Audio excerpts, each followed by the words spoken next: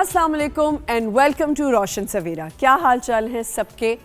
कहते हैं अगर लोगों के साथ अच्छा करो तो आपके साथ भी अच्छा होता है। That's called Karma. कार्मा क्या है कि जब आप जो चीज़ किसी के साथ कर रहे होते हैं वही आपको रिटर्न में मिलती है, बिकॉज दुनिया गोल है।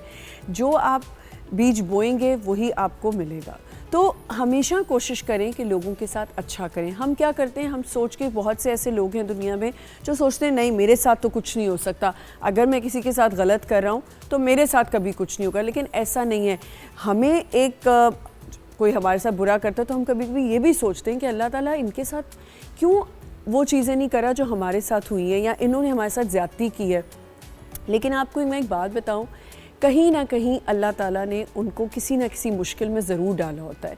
और हमें शायद लग रहा होता है दूर से कि नहीं यार ये तो बड़े खुश हैं, अल्लाह इनको नवाज भी रहा है मालो दौलत से, सुकून अंदर से सिर्फ इंसान को ख़ुद पता होता है कि उसके अंदर सुकून है या नहीं है।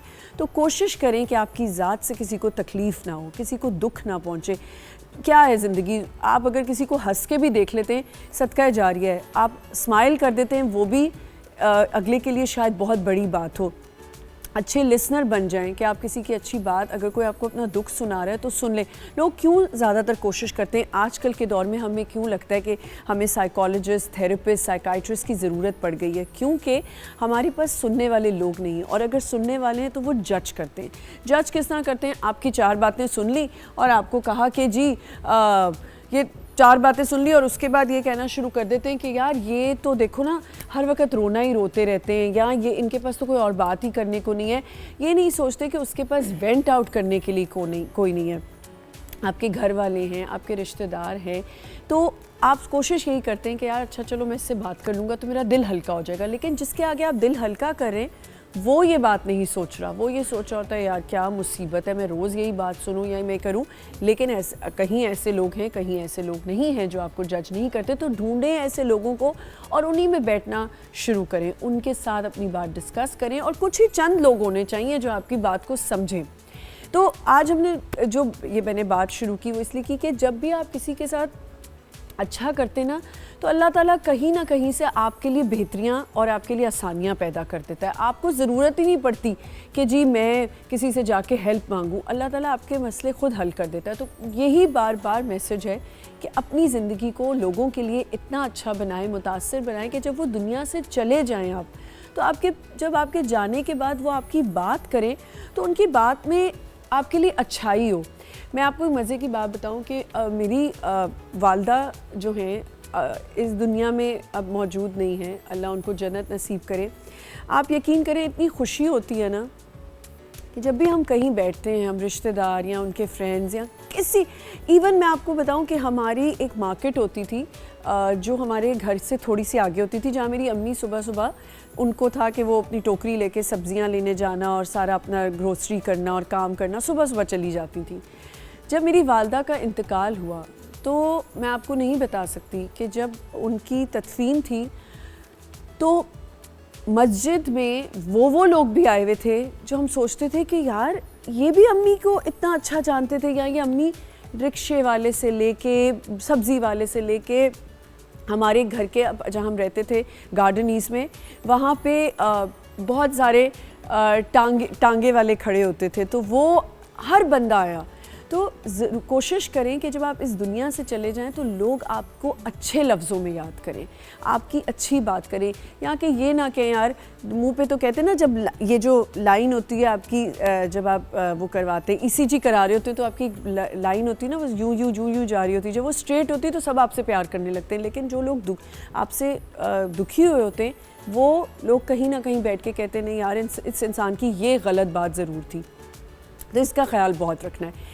क्योंकि मैं अपनी वालदा का जिक्र इसलिए करी क्योंकि आज हम जो बात करने वाले हैं वो यही है कि आपकी ज़िंदगी से जो लोग जुड़े होते हैं, जो आपके बहुत इमीडिएट फैमिली रिश्ते होते हैं, जब आपकी ज़िंदगी से चले जाते हैं तो आपकी ज़िंदगी अपसाइड डाउन हो जाती है। आपको समझ ही नहीं आ रही होती कि आप क्या करें।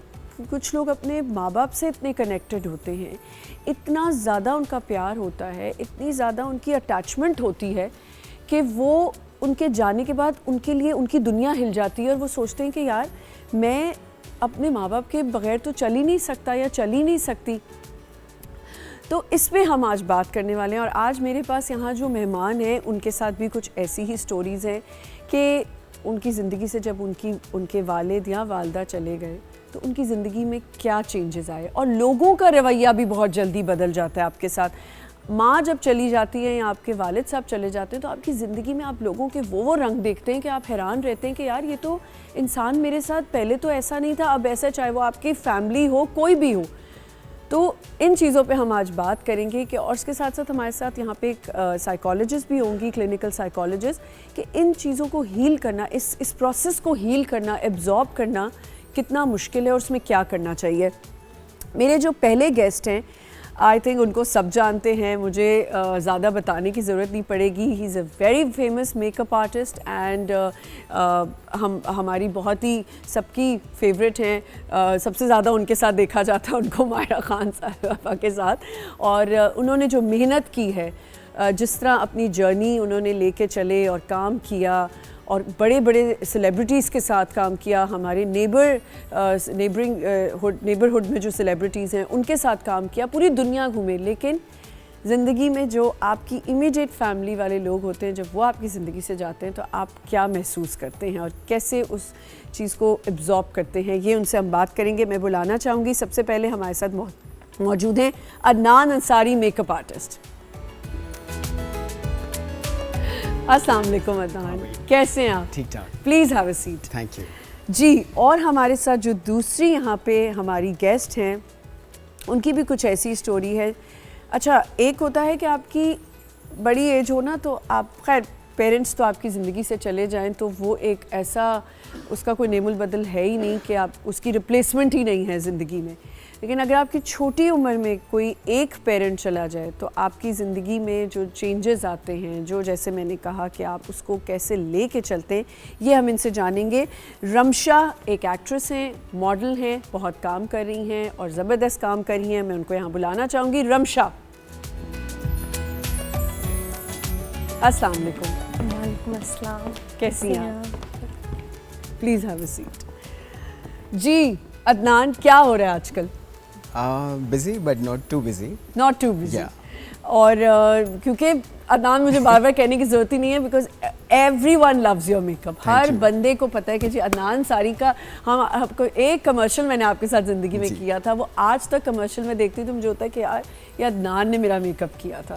अदनान, लोग बहुत प्यार करते हैं आपसे, बहुत चाहते हैं कि ये एक हमारे एक हाथ लग जाए, तो आप थोड़े वो हैं ज़रा इस मामले में कि नहीं, मैं ज़रा सेलिब्रिटी हूँ? मैं नो बिल्कुल भी नहीं। मुझे लगता है कि जितना प्यार आपको लोगों से मिलता है, स्पेशली आपकी जो सराउंडिंग होती है, यस, तो आपको, मतलब मुझे बहुत अच्छा फील होता है। अच्छा। मुझे लगता है कि अल्लाह ने उन लोगों में से रखा है कि जिनको आप जानते भी नहीं हैं, हाँ, वो भी प्यार देते हैं, और जिनको लोग मिलने के लिए तरस रहे होते हैं वो भी बहुत प्यार देते हैं। वो भी बिल्कुल। और बिल्कुल अदनान, कभी ऐसा होता है कि बिकॉज़ आपके साथ एक बहुत बड़ा नाम आपके साथ जुड़ा होता है हर वक्त, जो आप होते हैं, मायरा का मेकअप, यमुना है, बहुत से सेलिब्रिटीज़ का आपने मेकअप किया है, बट ज़्यादातर आपको उन्हीं के साथ देखा जाता है।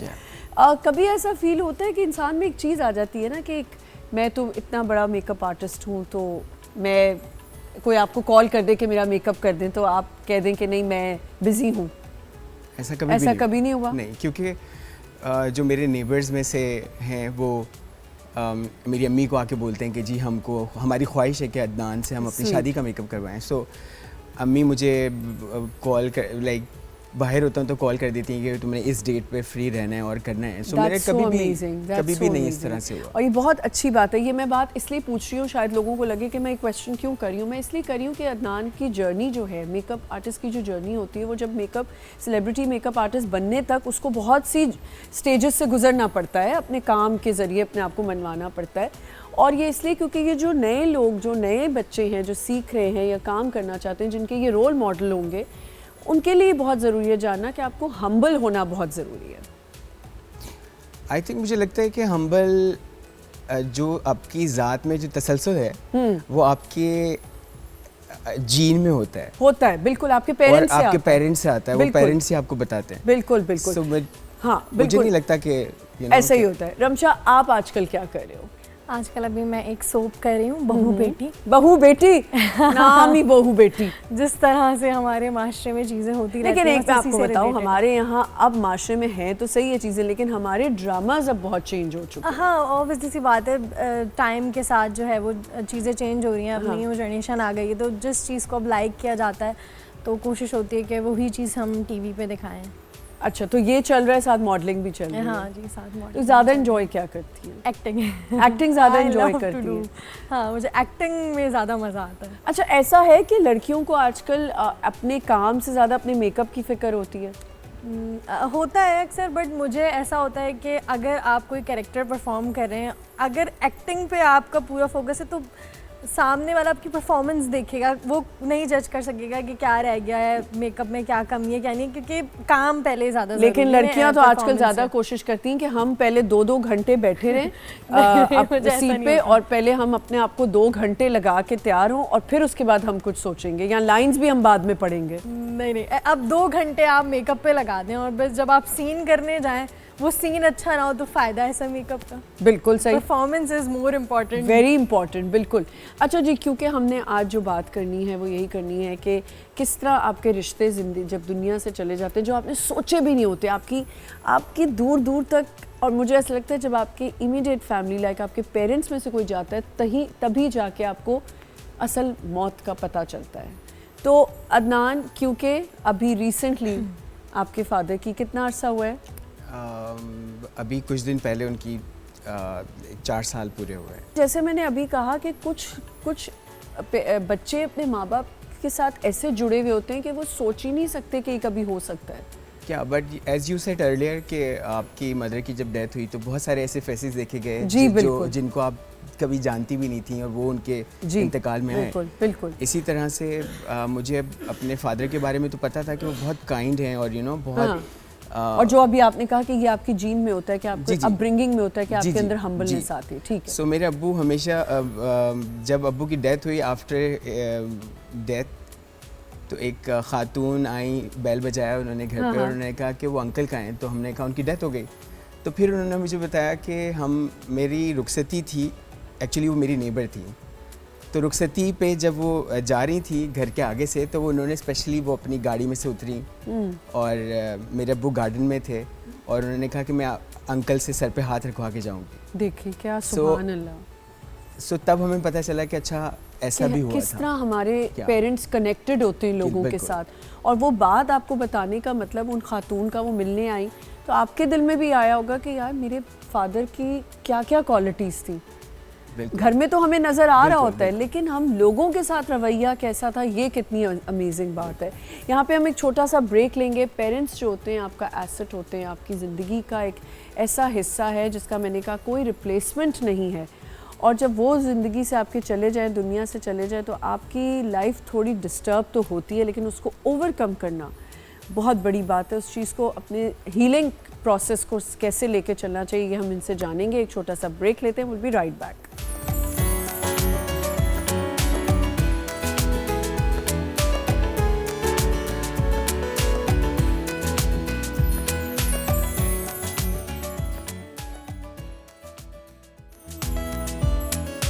Welcome back once again. हमें अभी हमारी एक और गेस्ट ने हमें ज्वाइन किया है, मिशाल चौधरी, जो कि क्लिनिकल साइकोलॉजिस्ट हैं और एक बहुत ज़बरदस्त काम ये कर रही हैं। She is a visiting faculty at Karachi police training school गार्डनीज़। अस्सलाम वालेकुम। वालेकुम अस्सलाम, कैसी हैं आप? मैं बिल्कुल ठीक ठाक हूँ, आप कैसी हैं? अल्लाह का शुक्र आप तो बड़ा डेंजरस काम कर रही हैं। हैं आप या। तो पुलिस वालों की ट्रेनिंग करती हैं माशाल्लाह से। फिर मैंने माशाल्लाह बोल दिया, सॉरी, मुझे माशाल्लाह की इतनी आदत हो गई है कि मेरे अंदर ना पता नहीं क्या बात है, मैं हर बात में माशाल्लाह बोलने लगी। That is very good habit basically. इतना भी नहीं बोलना चाहिए कि गलत बातों में माशाल्लाह मुंह से नहीं, निकल ये जाए। बिल्कुल गलत बात पे नहीं आपने बोला। तो कितना अरसा हो गया मिशाल आपको ये ट्रेनिंग करते हुए? I think it's been 4 years now okay, that I am attached with Karachi Police Training School. That's amazing. मैं आज के टॉपिक पे आप पे आऊँगी, लेकिन मैं चाहूँगी कि पहले हमें रमशा प्लीज़ बताएं कि आपकी जो, जैसे अदनान ने हमें बताया 4 साल इनके वालिद को इस दुनिया से गए हुए हो गए, आपके फादर बहुत यंग एज में, जब आप बहुत यंग थी, थोड़ा सा उसके बारे में बताएं। मैं 13 साल की थी 13 जब साल। मेरे फादर की डेथ हुई। और 7 क्लास में थी मैं, तो बड़ा ही मतलब एक टफ टाइम था, बहुत मुश्किल। और आपके और बहन भाई हैं? बस मेरा एक बड़ा भाई है। एक बड़ा भाई, वो भी छोटा ही होगा? हाँ, वो मुझसे 4 साल बड़े थे। मतलब क्या 16-17 साल का होगा? हाँ, वो भी मतलब यंग थे। और कैसे अचानक हुई थी या बीमार थे? नहीं, तबीयत तो ख़राब थी, उन्हें था तो लिवर कैंसर, बट ऐसा बिल्कुल स्टार्ट था, तो मुझे हमने एक्सपेक्ट नहीं किया था कि मतलब ऐसा हो जाएगा। ऑफिस भी जा रहे थे, सब कुछ सेट था, मतलब मुझे स्कूल जो है वो ड्रॉप करने जाते थे। कुछ दिन 10 दिन 15 दिन पहले तबीयत थोड़ी ज़्यादा सीरियस हुई, एडमिट हुए, और फिर बात करना छोड़ी, और फिर अचानक से 13 जो एज होती है बहुत फ्रेजाइल होती है, और आपको पता नहीं चल रहा होता आपके रिश्तेदार या आपको किस तरह उस ट्रीटमेंट हो रही होती है आपके साथ, और डेथ होना एक बहुत आपकी ज़िंदगी हिल बहुत जाती मुश्किल लगता था। अब ज़िंदगी ख़त्म हो गई, अब पता ही नहीं था कि मतलब क्या है, ज़िंदगी ख़त्म हो गई थी, क्योंकि बच्चा तो कभी नहीं सोच सकता ना कि वो पेरेंट्स के 13 इयर्स का बच्चा तो बिल्कुल। और जो बेटियां होती हैं, आपको पता है वो कितनी क्लोज होती हैं बाप से। मतलब मैं स्कूल जाती थी तो वो मुझे नीचे जो है वो ड्रॉप करने जाना, मेरी वैन आती थी, तो वो बैग लेके मेरा जो है वो खड़े होना। फिर उसके बाद पेरेंट्स मीटिंग भी होती थी, तो उसमें मेरे फादर ही जाते थे। तो जब डेथ हुई उसके बाद मेरे जो फ़्लाइट की और लड़कियां होती थी वो अपने फादर के साथ खड़ी होती थी, और फिर मैं उसके बाद जब अकेली जाती थी तो वो बहुत पेनफुल था, वो बहुत तकलीफ़ होती थी मुझे ना, कि मतलब अभी भी शो में आने से पहले कल मैं ऐसी ट्रैवल करी थी, गाड़ी में थी, तो एक मैंने बाइक पे बच्ची को देखा, वो अपने फादर के साथ बैठी हुई थी, तो वो बिल्कुल उसको ना ऐसे केयर कर रहे थे कहीं गिर ना जाए, और ये तो वो जब चीज़ें मैं देखती हूँ ना तो बहुत अभी भी रोना आता, लगता ही नहीं है कि इतना टाइम गुजर गया, 9 साल हो गए, लेकिन अभी भी 9 साल नहीं लगते। लोग कहते हैं कि वक्त के साथ जो है वो मतलब मरहम हो जाता है और ज़ख्म भर जाते हैं, लेकिन याद वो ही रहती है, मतलब चेंज हो जाता है, इंसान मूव ऑन कर जाता है लाइफ में, लेकिन वो पेरेंट्स वाली जो जगह होती है ना वो नहीं हो सकती। अदनान, जैसे इन्होंने कहा आपकी एज 4 साल पहले, तो ऑब्वियसली आप मैच्योर होंगे, तो फिर भी इतना ज़्यादा अपने दिल पे एक चीज़ को ले लेना, क्योंकि अदनान से जब मैं बात कर रही थी, अदनान की मुझे एक बात अच्छी लगी कि मुझे सिर्फ अपने वालिद साहब के बारे में बात करनी है, कि उनकी पर्सनालिटी, तो जैसे आपने कहा कि उनके लोग ऐसे कोई खातून आई, क्या पर्सनालिटी थी? अदरवाइज अब्बू की जो पर्सनालिटी थी वो बहुत ब्रॉड माइंडेड थे, और वो उन्होंने हमेशा से यही सिखाया कि आपने अपनी सराउंडिंग को हिफाजत देना है, उसको सिर्फ हिफाजत करना इन अ गुड वे। सो उनकी पर्सनालिटी बहुत केयरिंग थी। आई गेस हर किसी की होती है, जब आप बाप बनते हैं या माँ बनते हैं तो फिर आपके अंदर अल्लाह ताला वो बात डाल देते हैं कि आपने अपनी और अपनी सराउंडिंग की हिफाजत करनी है। बिल्कुल। ये तो मैं और आप का जहन होता है ना कि हम किसी को बोलते हैं कि ये चालाक है या ये नेचर वाइज सही नहीं है, बट अपने अपने एंड से हर कोई अच्छा कर रहा होता है, पॉजिटिव होता है, हर कोई पॉजिटिव। बट यू सी मेरी लाइफ में मेरे फादर ने कभी मुझे ये नहीं सिखाया कि वो नेगेटिव है और ये पॉजिटिव है। कितनी अच्छी बात है। कभी नहीं।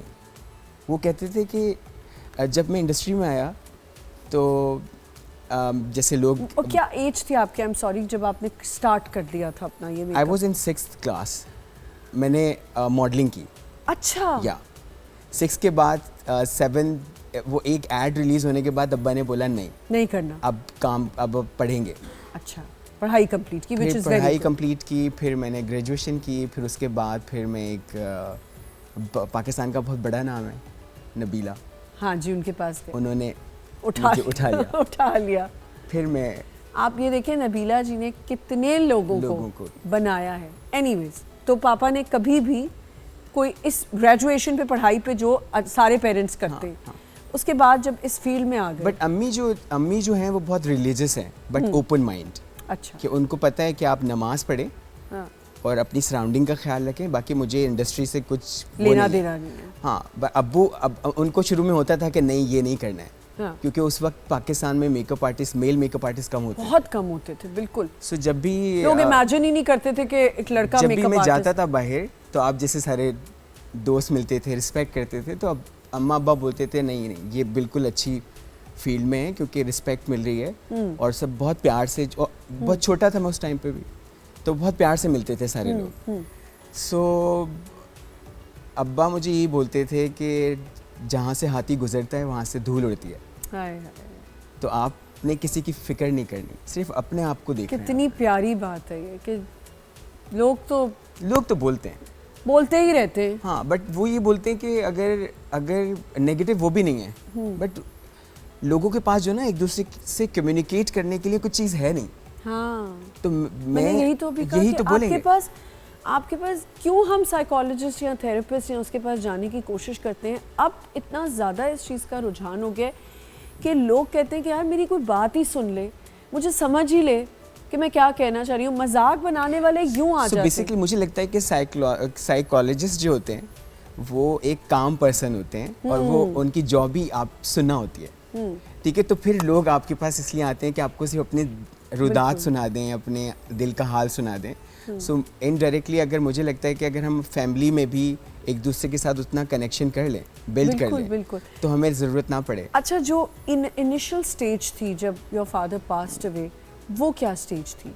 क्योंकि अदनान मैंने देखा आपने माशाल्लाह उनको उम्रे भी कराए और लेके गए, अम्मी को भी लेके गए थे। वो जो इनिशियल स्टेज थी वो किस तरह मुश्किल, काम कर सकते थे आप, काम में दिल लगाया या काम नहीं होता था? वो तो बहुत पेनफुल था वो दौर, क्योंकि अब्बा की जब डेथ हुई तो उससे एक रात पे 4 डेज़ वो हॉस्पिटलाइज थे एंड मैं 4 दिन सिर्फ गाड़ी में ऐसे बैठता था मैं अपने दोस्त के साथ, वो लाहौर से Zulqarnain, he is my best friend. अच्छा। सो वो और मैं ऐसी गाड़ी में बैठते थे और मैं कुरान पढ़ता होता था और जब भी किसी के बाहर रोने की आवाज़ आती थी तो मुझे लगता था कि पता नहीं मेरे अब्बू को कुछ ना हो गया हो। सो वो जो उनकी डेथ से एक दिन पहले मैं बात कर रहा था, मैं जो भी अब्बू के रूम में जाता था मैं उसको पैसे देता था कि प्लीज़ अपने फ़ोन से अब्बू से मेरे कॉल करवा दें, क्योंकि इजाज़त नहीं थी, ही वॉज इन ICU में इजाज़त नहीं। तो वो क्या करते थे कि वो मुझे कॉल करवाते थे और डेथ से एक रात पहले he was talking with me and वो इंस्ट्रक्शन दे रहे थे सारी कि माँ का ख्याल क्या करना है और आप लोग बहुत, हम 2 भाई हैं अदील और मैं, तो उनको वो मुझे ये कह रहे थे कि आप दोनों भाइयों का कुछ नहीं बिगड़ा इस फेम से और शोबिस से। सो आई वॉज लाइक कि इस सारी इंस्ट्रक्शन में मेरा रोल मैं कहाँ हूँ, तो उन्होंने कहा तुम्हारी तो बेस है सारी। और जब कॉल डिस्कनेक्ट हुई और मैं वापस गाड़ी में आके बैठा और वो रात मेरी बहुत मुश्किल, डबल बेचैनी वाली थी जो 3 रातें पहले गुजर चुकी थी। सुबह 9:30 डॉक्टर ने कहा कि आपके फादर की हालत बहुत क्रिटिकल है, अब हमें नहीं लगता कि हम उनको बचा पाएंगे, सही, आप दुआ करें। मैं अब्बू के जो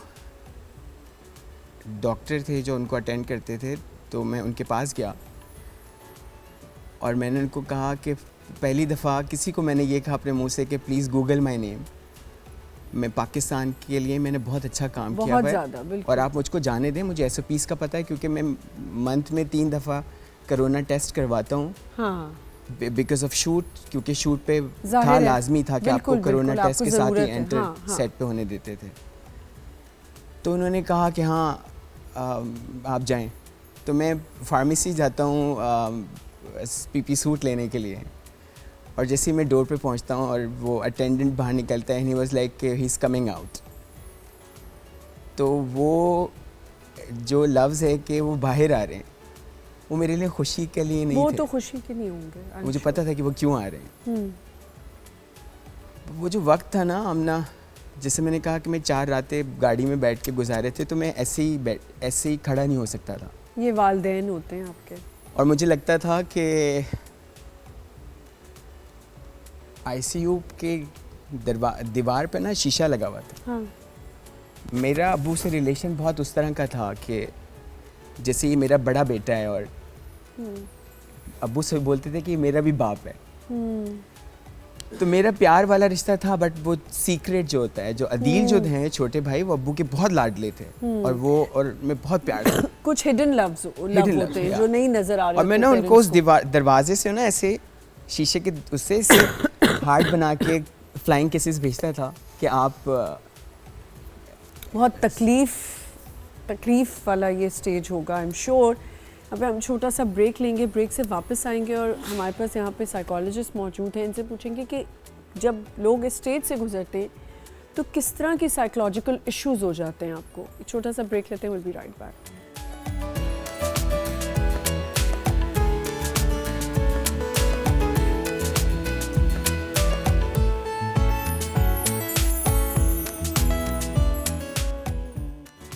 welcome back once again. Roshan Savera में आज हम बात करें कि जब आपके प्यारे, आपकी इमीडिएट फैमिली से कोई चला जाता है तो आपकी ज़िंदगी में किस तरह के चेंजेस आते हैं। अच्छे चेंजेस भी आते हैं। मुझे ऐसा लगता है कि आप अपने आप को कंपोज करना शुरू कर देते हैं। आपको लगता है कि जी अब मेरे वालिदैन में से कोई एक चला गया है, मेरी रिस्पॉन्सिबिलिटी है कि मैं अपने आप को कैसे लेके चलूँ ताकि लोग मुझसे मुतासिर हों और कहें कि यार ये उसका बेटा है या उसकी बेटी है, देखो इसमें भी ये अच्छी बात है। मैं चाहूँगी कि आप मुझे ये बताएं डॉक्टर साहब कि ये जो साइकोलॉजिकल इफ़ेक्ट आ जाता है जब कोई आपकी ज़िंदगी से चला जाता है, वो बहन भी हो सकती है, भाई भी हो सकता है, आपका दोस्त भी हो सकता है, आपके पेरेंट्स में से कोई चला जाए, तो उस हीलिंग का क्या प्रोसेस है? देखिए पहले तो इस चीज़ को हमें वाकई अंडरस्टैंड करना चाहिए आमना कि जो क्लोज़ रिलेशनशिप्स होते हैं हमारी ज़िंदगी में, जैसे वालिदैन हो गए, आपने अपने वालिद साहब का बताया, ये भी अपने वालिद साहब का बता रही थी, और अभी जैसे ब्रेक में आपने अपनी खाला के बेटे के बारे में, खाला की बेटी के बारे में बताया। बेसिकली हमारा उनके साथ जो ताल्लुक़ होता है ना, वो सिर्फ ये नहीं होता कि हमारा एक लविंग रिलेशनशिप है, वो एक स्ट्रॉन्ग बॉन्ड होता है हमारा उनके साथ। वो बॉन्ड में आपका इमोशनल सपोर्ट है, वो मोरल सपोर्ट है, वो सोशल सपोर्ट है। बेसिकली ये रिलेशनशिप्स हमें ना बनाते हैं, हाँ, आपका कॉन्फिडेंस बूस्ट करते हैं, आपको किसी ना किसी मकाम पे पहुंचाने के लिए कहीं ना कहीं धक्का दे रहे होता है कि पहुंच जाओ। कहीं ख्याल रख लेंगे, कहीं प्यार दिखा देंगे, कहीं गुस्सा दिखा देंगे, बट बिल्कुल इसी तरीके से हमारे साथ दुआएं। और एकदम से अगर वो रिलेशनशिप आपकी ज़िंदगी से गायब हो जाए, ब्लर हो जाए, वो नज़र ही ना आए आपको, तो होता क्या है कि हमारे अंदर का जो एक हिस्सा होता है ना, वो उनके साथ चला जाता है। यानी हम सिर्फ उनको दफना के नहीं आते, हमारे अंदर का एक पार्ट, एक कॉन्फिडेंस, एक बॉन्ड, एक इमोशनल सपोर्ट, सोशल सपोर्ट, वो उनके साथ चले जाते हैं। और फिर उसके बाद हमें लगता है that there is something missing in our life. वो क्या मिसिंग है, अब उसको देखा जाए या ग्रीफ को देखा जाए कि ग्रीफ का क्या पीरियड है। तो बेसिकली एक ग्रीफ का पीरियड होता है 6 माह से लेकर 1 साल तक, जिसको हम कहते हैं एक्यूट ग्रीफ पीरियड।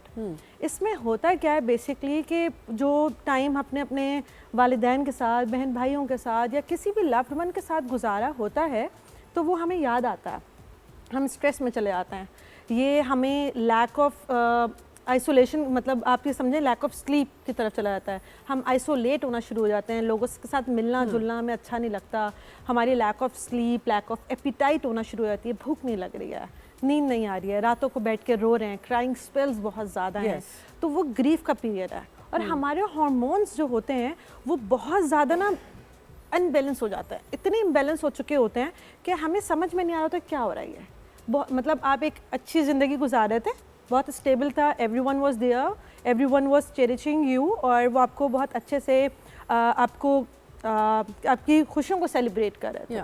आपके देखें, जब कोई लव्ड वन आपकी ज़िंदगी में होता है ना, जैसे वालिदैन भी होते हैं, तो होता क्या है कि अगर कोई गम आ भी जाए, कोई मुश्किल आ भी जाए, आपके तो वो वालिदैन है ना, वो बैठे हैं लेने के लिए, हम बैठे हैं। तो कहते हैं ना, माएँ चली जाएं तो दुआओं का सिलसिला रुक जाता है। क्योंकि आपकी माँ, मेरे ख्याल से मुझे तो हमेशा ये फील होता है कि मैं अपनी अम्मी से अभी भी कनेक्टेड हूँ। पर देखें, अगर दरिया सूख भी जाए ना, तो वहाँ नमी ज़रूर रहती है। बिल्कुल।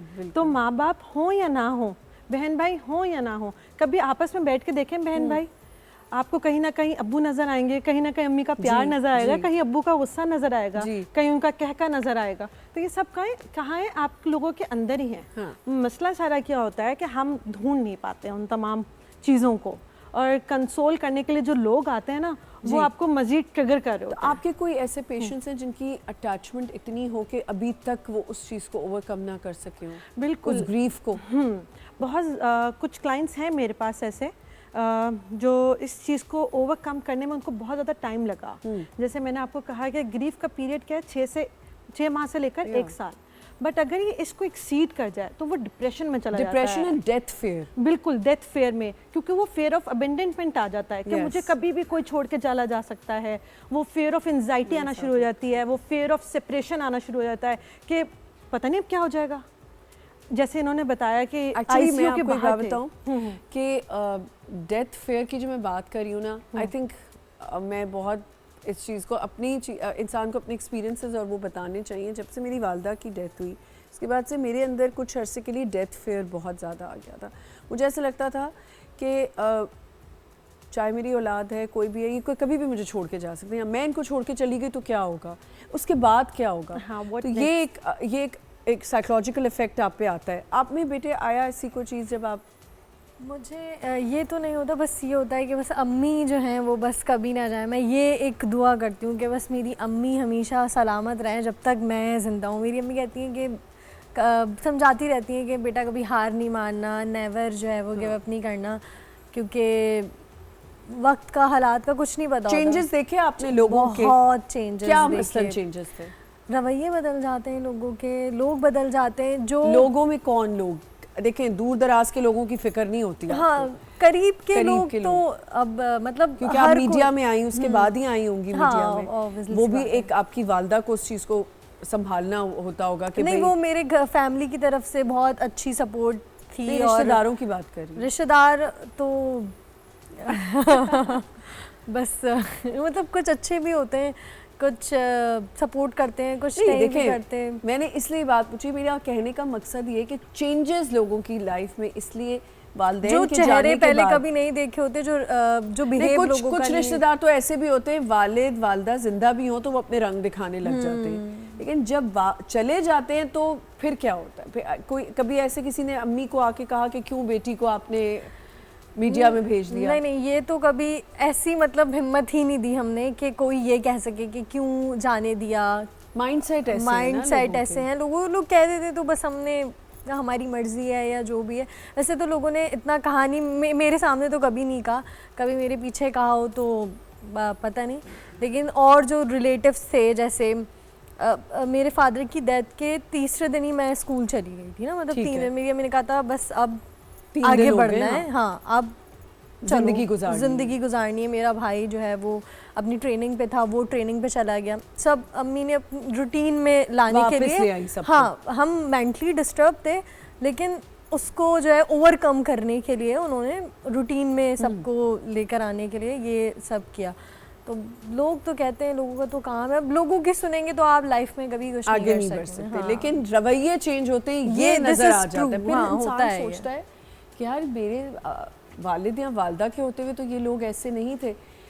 फादर के साथ जितना भी टाइम गुजारा, आपने अभी एक बात की जो मैंने वो पिक की कि आपके भाई ज़्यादा क्लोज थे और आपका एक हिडन लव था उनसे, तो कभी ऐसा होता था कि उनको महसूस हो कि नहीं अदनान करता है?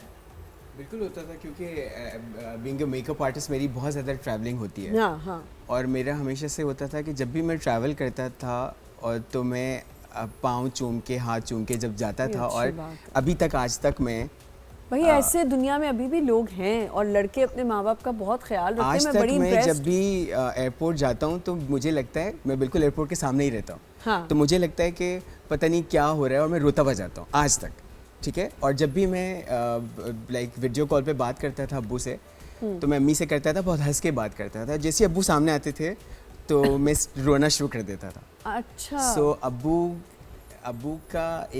की आदत, मुझे अब्बू का प्यार जो था, हाँ। मुझे मैं शेयर करना चाहूँगा। स्ट्रिक्ट थे वो? नहीं, बिल्कुल भी नहीं थे। आपने कहा अब्बू का प्यार ऐसा था कि वो बोलते थे कि वो गधा बोलते थे मुझे। जब मैं रोता था तो कहते थे गधे, मैं इसलिए तुमसे बात नहीं करता। अब मुझे पता है कि वो बहुत प्यार करते हैं मुझसे, मतलब अदील से ज़्यादा मुझसे प्यार करते हैं, लेकिन अदील का प्यार अब्बू से बहुत ज़्यादा था। अच्छा। सो मुझे लगता है कि मैं लकी हूँ कि जिसको बाप इन वर्ड्स के साथ पुकारे कि गधा कह दें या पागल कह दें, कि पागल हो गए हो क्या, ये क्या कर दिया। सो कभी भी उन्होंने मारा नहीं, और हमेशा से जब भी हम चीज़ कुछ खाने के लिए मांगते थे तो वो अपनी पॉकेट से निकाल के देते थे। हाँ। परमिशन नहीं थी जाने की बाहर। कितनी ये तो सब घरों में यही था। सो अब्बू का रिलेशन मेरे साथ हिडन था, बट वो ऐसी कोई डांट जो आपको याद हो कि ये नहीं हो सकता अब्बा के सामने, ये तो इस पे तो क्लास हो जाएगी? मैं पहले फिल्म की हमने एक हाँ मैं नाम ले सकता हूँ? बिल्कुल ले सकते हैं। पहली फिल्म की आसिम के साथ होमन जहाँ, हाँ माहिरा और शरियार की। ठीक है। सो अब उसका प्रीमियर होना था, सिनेमा में होना था। हाँ। और जो फिल्म टेस्ट करने के लिए आसिम ने बोला कि हम पूरी टीम ही जाएगी, पहले हम पूरी टीम देखेगी, बाद में प्रीमियर पे हम जाके देखेंगे। सही। सो अब मुझे ये था कि अब अब्बा से पूछे कौन कि भाई मुझे सिनेमा जाना है, और ये कुछ 7 साल 8 साल पहले की 11 साल पहले की बात मतलब होगी। ये मैं सोच भी नहीं सकती थी कि आप ये बात करेंगे कि आपने तो जितना काम किया है, और हर वक्त मेरा traveling, काम ही यही है, सारी दुनिया के साथ काम कर लिया। सो अब अब्बा से कौन पूछेगा कि मुझे सिनेमा जाना है, क्योंकि उन्होंने बचपन से ये सिखाया कि पढ़ाई पढ़ाई पढ़ाई, और इट्स नॉट दैट कि सिनेमा बुरा है और यहाँ जाना बुरा है। बिल्कुल, लेकिन एक माइंडसेट सो आई है। कॉल्ड माई मदर कि अम्मा मुझे बताएं कि मुझे जाना है, मैं क्या करूं, अब्बा से कौन पूछेगा? तो उन्होंने कहा अब मैं पूछती हूँ। तो फिर अम्मी ने अब्बू को बोला कि देखें, इस एज में आके और इस लेवल पे आके अगर बच्चे हमको ये पूछ रहे हैं कि हमें ये जाना है, तो अब्बा ने कहा कि ओके चले जाएं। सो मेरे लिए वो जैसे एक अवार्ड होता है ना, मेरे लिए वो था कि अब्बा ने मुझे परमिशन दे दी है। ये देखिए, ये एक बहुत बड़े मेकअप आर्टिस्ट हैं और ये बात करें कि उनको अपने अब्बा से इजाज़त लेनी पड़ी। यहाँ तो बच्चे समझते ही नहीं कुछ, वो कहते हैं क्या इजाज़त क्या लेनी, हम जा रहे हैं, और बता के चले जाते हैं। वो ज़रूरी है, ज़रूरी है। ये जो वैल्यूज़ है ना, ये बहुत ज़रूरी है कि ये हर घर में होनी चाहिए। माँ बाप आपको रोकेंगे नहीं, माँ बाप आपको ज़ाहिर है उनकी औलाद में जान फंसी होती है, लेकिन अगर थोड़ी सी उनको वैल्यू दे दे, उनको इज्जत दे दे, ताकि उनको भी लगे यार मेरी एक कोई है, एक वैल्यू है इस घर में कि मैं मुझसे पूछा जा रहा है, दिल बड़ा हो जाता है और कुछ भी नहीं होता। एक छोटा सा ब्रेक लेते हैं, विल बी राइट बैक।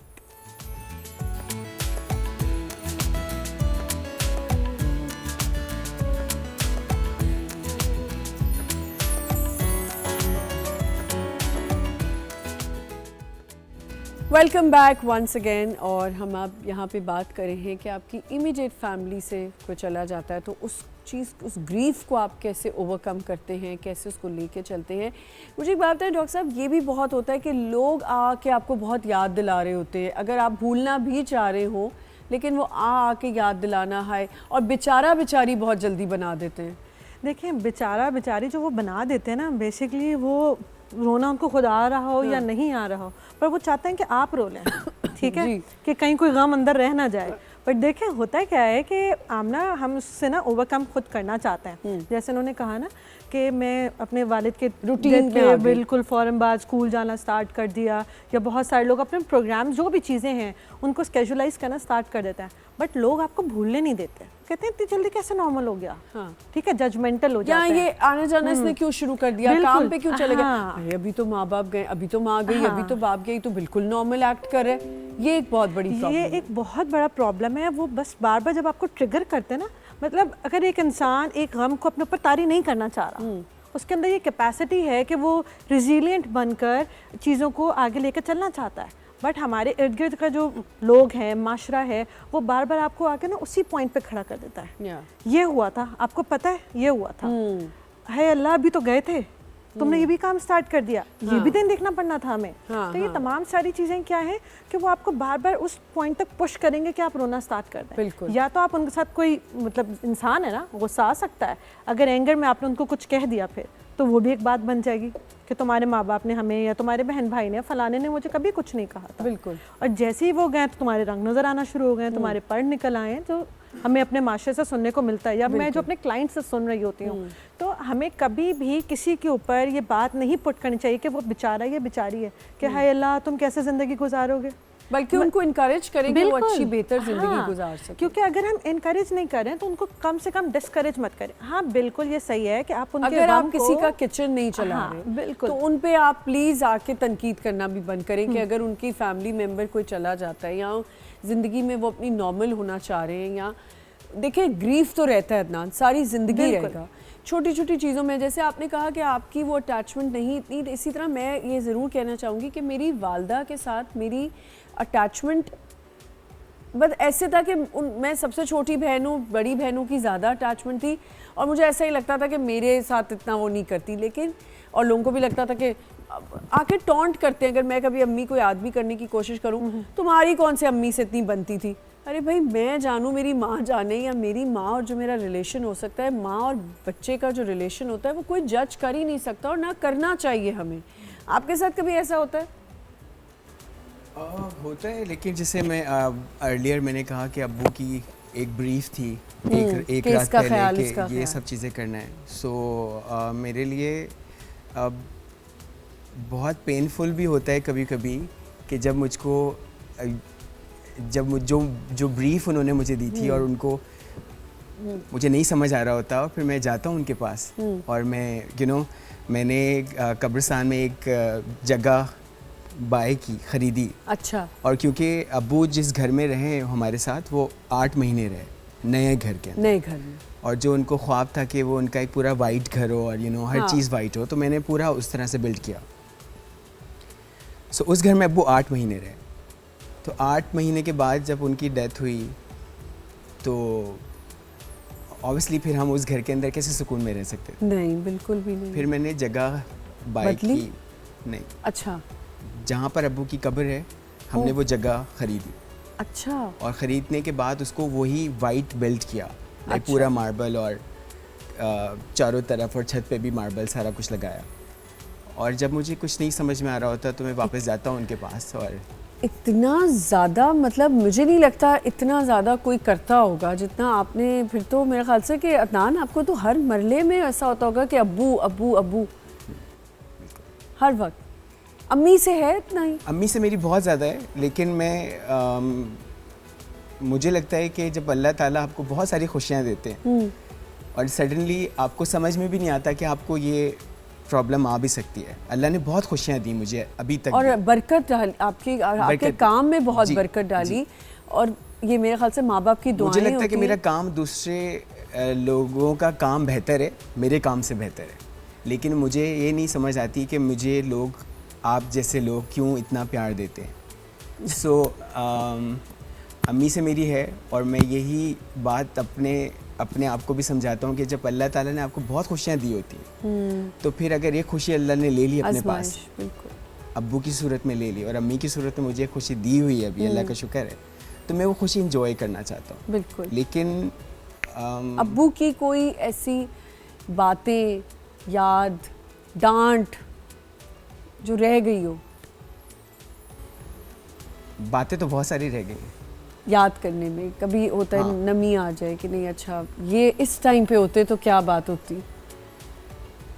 जब अब्बू थे, आई हैव 7 सिस्टर्स माशाल्लाह, माशाल्लाह, तो 4 की शादी अब्बू करके गए।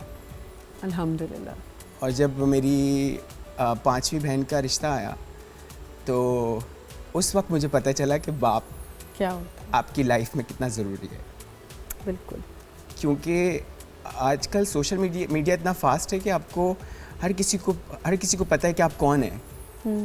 और मैं उन लोगों में से हूँ कि मैं अपने आप को ज़्यादा नहीं लोगों को बताता कि मैं कौन हूँ, क्योंकि मेरा काम मैं दिखाऊंगा तो मैं काम मिलेगा मुझे। तो जब रिश्ता आया तो मुझे ये फील हुआ कि अगर, क्योंकि अम्मी जो है वो आर्थराइटिस पेशेंट हैं, अम्मी चल नहीं सकती, अम्मी बेड पे होती हैं, तो अब हम दोनों भाइयों ने देखा ज़ाहिर है बाप बन के सब कुछ देखना था। अब्बू का, बाप का और माँ का होना बहुत ज़रूरी है लाइफ में। बहन को बाप बन के ही विदा किया होगा? नहीं, विदा नहीं किया, लेकिन जैसे आपको कोई रिश्ता आता है, आप बाप पूछता है सवाल वो लड़के आपसे वालों नहीं से, है। मुझे नहीं पता था कि ये पूछना क्या पूछना है? क्या पूछना है। तो वो बहुत मेरे लिए अभी तक ऐसा है कि मैं अब्बू का कमरा इस्तेमाल कर रहा हूँ, अपना कमरा छोड़ के। तो जब अब्बू जिस बेड पे जिस करवट लेटते थे, तो उस वक्त जब मैं लेटता हूँ अब्बू के बेड पे, तो रात के किसी भी पहर मेरे सोते में अगर करवट मेरी उस तरफ चली जाती है तो ऑटोमेटिकली मेरी आँख खुल जाती है। और आप, मुझे लगता है कि जैसे मुझे कोई देख रहा है, मुझे कोई ऐसे सुला थपथपा रहा रहा है, जैसे माँ बाप बच्चे को नहीं आपको सुलाते हैं, ऐसे कर रहे हैं। तो अब्बू की पर्सनैलिटी मेरी ऐसी थी कि वो बहुत लविंग थे। हर बाप आई एम श्योर होता है, नहीं स्ट्रिक्ट भी होते हैं बाप, लेकिन अंदर से प्यार सबको ही होता है। आज भी जब मैं उनके पास जाता हूँ जब मिस तो हर दफ़ा करता हूँ, हर रोज़ करता हूँ, हर पल करता हूँ। आज भी जब मैं उनके पास जाता हूँ तो मुझे लगता है कि अल्लाह से मैं ये बोलता हूँ कि आप you will understand my intentions and my thought, कि मैं क्यों आपसे ये रिक्वेस्ट कर रहा हूँ कि मेरे अब्बू को क्यों बुलाया आपने, मुझे ज़रूरत थी आज उनकी। क्योंकि ये तो दुनिया है ना कि लोग बोलते हैं कि अल्लाह से फ़ाइट नहीं करना, अल्लाह से शिकवा नहीं करना। क्यों नहीं करना? बट क्योंकि वो मुझे 70,000 माओं से ज़्यादा प्यार करते हैं तो मैं उनसे शिकवा कर सकता हूँ। बिल्कुल कर सकते। बट ज़रूरी है कि मैं आपको एक बात बताता हूँ, मेरे लिए बहुत तकलीफ़ दे बात जब थी कि जब मेरी अपनी ही गाड़ी के आगे एम्बुलेंस के अंदर मेरे फादर की डेड बॉडी जा रही थी, और क्योंकि कोरोना से उनकी डेथ हुई थी तो हर कोई बच रहा था, और क्योंकि मैंने 5 डेज़ उनके साथ गुजारे थे और मैंने और मेरे फ्रेंड्स ने उनको गुस्ल दिया अब्बू को, तो मैं ये कह रहा था कि मैंने तो गिलाफ़े काबा पकड़ के दुआ मांगी थी कि आप अल्लाह ताला अब्बू को कुछ नहीं होना चाहिए, माँ बाप को कुछ नहीं होना चाहिए, क्योंकि माँ बाप जब औलाद को बहुत ज़्यादा प्यार से पालते हैं ना, तो वो प्यार और वो प्यार उनको तंग करता है, फिर बहुत ज़्यादा तंग करता है, बहुत और तंग करता है। मुझे लगता है कि आपको, और ये बात गलत भी नहीं आई थिंक कि अगर आप अपने पेरेंट्स को अपनी आखिरी सांस तक याद रखें, मुझे लगता है कि वो आपको अपनी रूट्स के साथ कनेक्टेड रखते हैं। एक अच्छी औलाद के लिए और एक अच्छे माँ बाप के लिए आपको कनेक्टेड रहना पड़ता है। हाँ, आप हर किसी के सामने नहीं रो सकते, जैसे मेरे फादर का था कि आप, लेकिन मुझे सिर्फ ये होता है कि जब आदमी ज़रा स्ट्रॉन्ग होते हैं, आदमियों का ये होता है कि जब कब्रिस्तान तो आदमी ही जाते हैं, जब बड़ा अल्लाह ने दिल रखा है आदमियों का, औरतें जाती हैं, इसलिए अल्लाह ताला ने औरतों का तदफीन और दफनाने के वक्त जाना मना किया हुआ है कि औरत नहीं देख सकती। बड़ा मुश्किल होता है। हम ना, मेरे लिए मुश्किल बहुत था, वो मैंने बताया नहीं, क्योंकि अब्बू कोरोना से गए थे, तो मैं अपनी माँ को और अपनी बहनों को गले तक नहीं लगा सका अपने अब्बू की डेथ वाले दिन। बहनों को देख के क्या, बहनों से तो जब आप अपनी बहनों को देख रहे होते हो तो आपकी तो रिस्पॉन्सिबिलिटी भी बढ़ गई होगी कि अब मैं ही हूँ या मेरा भाई है जिन्होंने इनको बाप बन के देखना है। बहनों का भी यही है कि जब आप, एक तो सब्र जब आता है कि जब आप किसी को अपने सीने से लगा लेना तो आपको सुकून मिल जाता है थोड़ा सा कि मैं चुप करवा सकता हूँ। लेकिन आपको चुप कराना हो तो मुश्किल है। मतलब पता नहीं, अल्लाह ने, मतलब मुझे लगता है कि मुझे कोई नहीं संभाल पाएगा, अगर नहीं संभाल सकेंगे वालदा बहनें नहीं, क्योंकि मैं तो उनको मिल ही नहीं सकता था। मैंने तो एक कमरे में लॉक लगा दिया था, और अब्बू की वजह से कि अम्मी, अगर खुदा ना खासा अम्मी को कुछ हुआ तो फिर मैं अम्मी को नहीं संभाल पाऊंगा, क्योंकि मैं उनको हग नहीं कर सकता था, मैं उनको दिलासा नहीं दे सकता था कि अब्बू की डेथ हो गई है। एक्सेप्टेंस ही नहीं आ रही थी। वो डिनाइल बिहेवियर होता है ना, लोग नहीं मानना चाहते, बिल्कुल मानते ही नहीं है कि नहीं ऐसे कैसे हो सकता है। मेरे इतने करीब रिश्तेदार, मतलब मेरी माँ या मैं आपको बता रही हूँ कि जब तक आप लोगों के घर डेथ्स देखते हैं और आप अफसोस भी कर लेते हैं, सब कुछ कर लेते हैं, लेकिन जब आपकी अपनी इमीडिएट फैमिली से कोई जाता है तो मैं बता रही हूँ ना, तब आपको मौत का सही पता चलता है कि ये चीज़ तो यूँ चली जाएगी, ये तो पता ही नहीं चलेगा। मैं आपको बता रही हूँ, मेरी बहुत यंग कज़न खाला की बेटी, शी जस्ट पास्ड अवे, कुछ ही अरसा हुआ है, अभी कुछ ही महीने हुए हैं, मेरे फादर इन लॉ की डेथ हुई है। ये मैं आपको सच बताऊं कि उस बच्ची की डेथ ने ना हम सबको बहुत ज़्यादा शेक कर दिया, कि हमें समझ ही नहीं आ रही, मतलब हर थोड़े दिन बाद लगता है कि वो यहाँ से निकल आएगी। उसके साथ इतनी सारी यादें हैं और सब कुछ जुड़ा हुआ है, और उस पर भी मैंने लोगों को देखा है, बड़ी बेहिस्सी वाली लोग कुछ बातें कर जाते हैं, क्वेश्चनिंग करते हैं, ये कैसे हुआ, कुछ तो मसला हुआ होगा। अभी आप देखें, कुछ दिन पहले किसी ने अपने घर में डिफेंस में फ्यूमिगेशन कराई, बिल्कुल, और वो उनको नहीं पता था कि वो जब फ्यूमिगेशन से घर खोलेंगे तो दूसरे दिन उनके घर एक अजीब मंजर होगा। बहुत मुश्किल है इस ग्रीफ को ओवरकम करना। भाई संभाल लेता था? भाई संभालता था, लेकिन जब मेरे फादर की डेथ हुई तो वो ट्रेनिंग पे था ना, तो उसको वो अपने पेपर्स में ही फेल हो गया। उसके 20 पेपर्स थे, उसमें से वो 3-4 में तो वो फेल, क्योंकि उसके सर में दर्द रहता, एक्सेप्ट नहीं कर पा रहे थे ना कि मतलब कैसे हो गया ये। तो क्योंकि एक होता है कि पहले से इंसान, जैसे आपने कहा कि मैं दोस्तों को देखती थी तो मुझे होता था, फील होता था, अभी भी होता है। जैसे मेरी कज़न है, मेरी खाला की बेटी, अब जैसी मेरी एक आदत थी कि जैसे ही मेरे फादर घर पे आते थे तो मैं गले लगती थी, और जिस दिन वो नहीं लगने गए थे, आपने मुझे गले नहीं, मैं नाराज़ हो जाती थी उनसे ना कि आपने मुझे आज गले नहीं लगाया।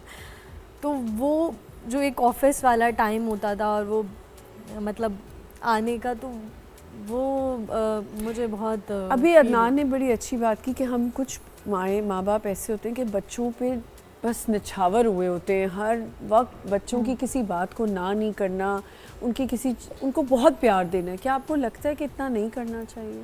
आपके फादर ने इतना किया, आपको कहीं लगता है कि नहीं करना तो चाहिए, क्योंकि जो टाइम है आगे का नहीं पता होता ना, तो एटलीस्ट एक रिग्रेट नहीं होता कि पेरेंट्स को भी कि हमने शायद ये नहीं किया, और बच्चों को भी। जैसे मुझे अभी भी एक रिग्रेट ये होता है कि मैं और टाइम स्पेंड कर पाती अपने फादर के साथ ना। हाँ। जो चीज़ नहीं स्पेंड की और ज़्यादा रहती, जैसे मैं अपने फादर के ना पैर दबाती थी, वो मुझे बहुत ज़्यादा दुआएं देते थे कि तुम हमेशा खुश रहोगी, कामयाब होगी, तो वो चीज़ मुझे बहुत याद आती है ना।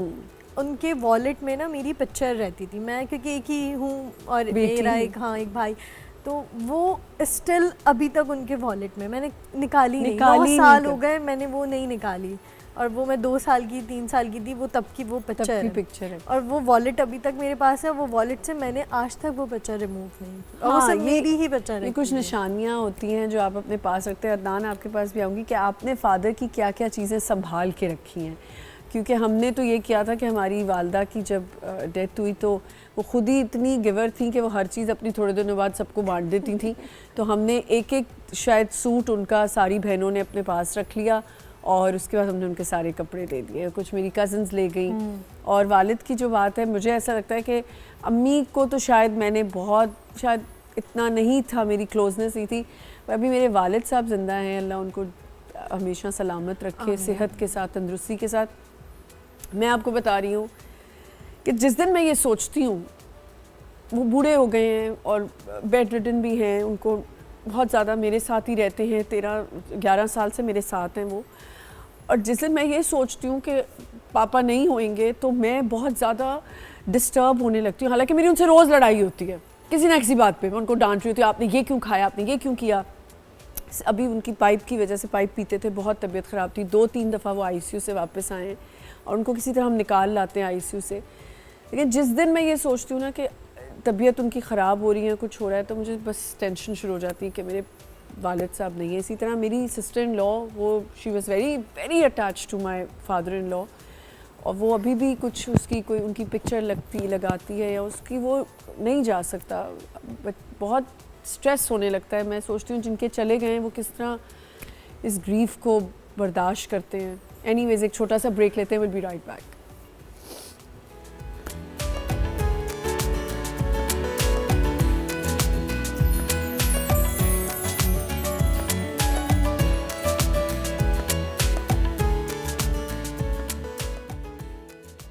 Welcome back once again. वालदैन का कोई नेमुल बदल नहीं है, कोई रिप्लेसमेंट नहीं है। अपने वालदैन से आप लड़ भी लेते हैं, लड़ाइयाँ भी हो जाती हैं, आप आर्गूमेंट्स भी कर लेते हैं, जिसकी इजाज़त बिल्कुल नहीं है। मैं बिल्कुल इस चीज़ को प्रमोट नहीं करी, कल को पता चले जी सोशल मीडिया पे लोग लिखें ये तो बता रही है माँ बाप से लड़ो। बिल्कुल नहीं, माँ बाप के आगे तो आवाज़ भी नहीं निकालनी चाहिए, कुछ भी नहीं बोलना चाहिए। लेकिन ये भी एक हेल्दी, डॉक्टर साहब ये बताइए कि ये एक हेल्दी रिलेशन है कि आप लड़ भी लेते हो माँ बाप से, माँ बाप माफ़ भी कर देते हैं? देखें, अगर हम वालिदैन से अपनी बात नहीं कहेंगे तो फिर हम जाके किससे कहेंगे? हाँ। ठीक है, हमें लगता है कि वालिदैन हमारे ऊपर रिस्ट्रिक्शंस लगा रहे हैं, गुस्सा कर रहे हैं, हमें कहीं जाने की परमिशन नहीं दे रहे।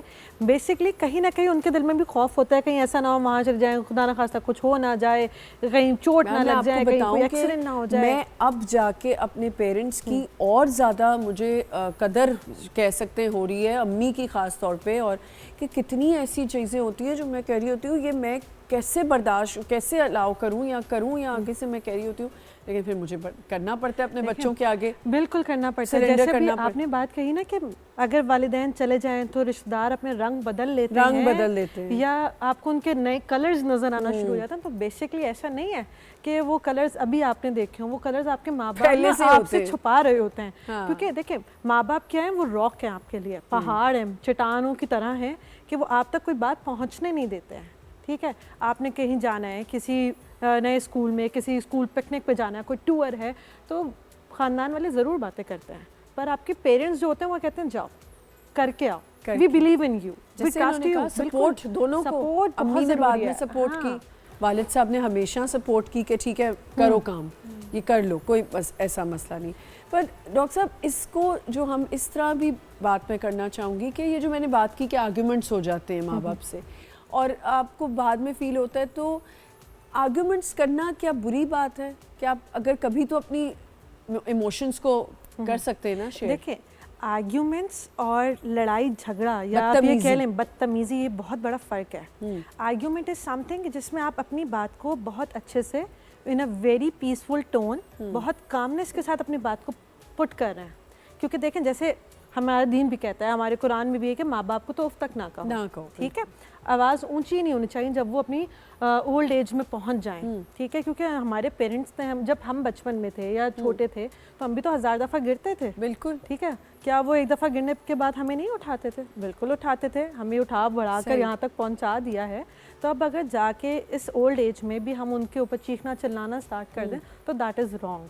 बट अगर हम उनके साथ प्यार मोहब्बत के साथ उनकी बात को सुन लें, देखिए बेसिकली होता क्या है कि जब ओल्ड एज में आ जाते हैं ना पेरेंट्स, तो वो जैसे आप बिल्कुल बच्चे बन जाते हैं। पापा तो मेरे बिल्कुल बच्चे बन गए। और बहुत सारी बीमारियों में ना वो जकड़े हुए होते हैं, तो वो कहीं ना कहीं एजिटेशन, बेजारियत, रेस्टलेसनेस उनके अंदर होती है और वो एक ही बात को बार बार रिपीट करें। उनको ये समझ नहीं आता कि वो अपना गुस्सा कहाँ चैनलाइज करें। तो कहीं गुस्से में आपको कुछ कह दिया और आपने भी आगे से गुस्से में कुछ कह दिया, but I think that is the Joy of life. But I think घर की रौनक उसी में है, लड़ाई झगड़े में। सबसे ज़्यादा जो इफेक्ट हो रहा होता है ना इस किसी भी एक पार्टनर के जाने से, बच्चे, ये देखिए डेथ्स तो ऐसी हैं कि आपकी ज़िंदगियां उन रिश्तों से जुड़ी होती हैं, लेकिन मुझे ऐसा लगता है पार्टनर जाता है तो ज़्यादा जो दूसरा पार्टनर होता है उस पर ज़्यादा असर होता है। अम्मी को कैसे संभाला? अम्मी माशाल्लाह अम्मी इन दैट वे बहुत स्ट्रॉन्ग है, बट वो रोती भी हैं कभी कभी, जो कि अच्छी बात है। मुझे लगता है कि कभी कभी आपको रोना चाहिए और आप बता दें। अब्बू के बाद हमें एक फेयर ये रह गया कि अल्लाह ना करे कभी ऐसा हो अम्मी को कुछ नहीं होना चाहिए। आफ्टर अब्बू के बस हमारी यही दो, जब मैं सुबह सो के उठता हूँ तो मेरे पहले फ़ोन उठाते हैं और मेरे मुंह से अभी भी ये दुआ निकलती है कि अल्लाह पाक मेरे माँ बाप को बहुत लंबी ज़िंदगी दे, सेहत वाली ज़िंदगी दे। और जब मुझे ये रियलाइज़ होता है कि अब्बू नहीं है, फिर मैं बोलता हूँ अल्लाह पाक आप अब्बू को अपने पास अच्छा सा रखें। यही दुआ निकलती है, क्योंकि ये अब्बू की अल्लाह ने जो है वो एक ज़िंदगी, अब्बू ने हमें ये बताया था कि अमानत है दुनिया में, अगर वो अमानत कोई वापस ले लेता है तो उससे खफा नहीं होना है।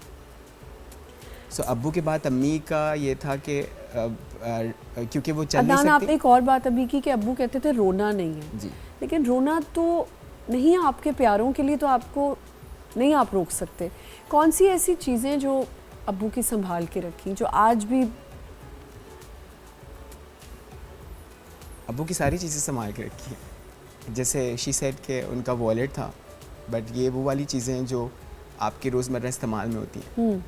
स्पेशली जब वो 3 बहनें जो गैर शादीशुदा हैं, मेरे माई यंगर सिस्टर्स और एक भाई और अम्मी, तो